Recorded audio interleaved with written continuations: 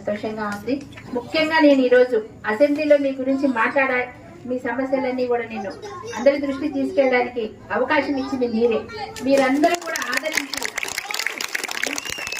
నేను అప్పుడు అడిగాను, మీ ఇంటి ఆడపడుచులా భావించి నన్ను ఓటేయండి, గెలిపించండి, మీ సమస్యలు తీరుస్తానని. మీరు మీ మాట నిలబెట్టుకున్నారు. అందుకని నేను కూడా నా వంతు కృషి నేను చేస్తున్నాను. అందుకే మొట్టమొదటిగా ఒక్క సమస్య గురించి మాట్లాడండి అన్నప్పుడు ఫస్ట్ మీరే గుర్తొచ్చారు నాకు. ఎందుకంటే చాలా సఫర్ అవుతున్నారు కనుక మీ గురించి చెప్పాను. నేను ముందు కూడా మేము చేద్దాం అనుకున్నాం, కానీ అప్పుడు ఎలక్షన్స్ ముందు అంత సమయం కలిసి రాలేదు కనుక చేయలేకపోయాము. ఇప్పుడు అధికారంలోకి వచ్చాం కనుక తప్పకుండా సీఎం గారి దృష్టికి తీసుకెళ్లాను.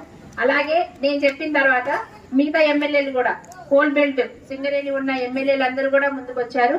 అందరం కూడా అనుకున్నాం, అందరం కలిసి కట్టుగా వెళ్ళి సీఎం గారిని కలిసి మొత్తం సమస్యలన్నీ వివరించి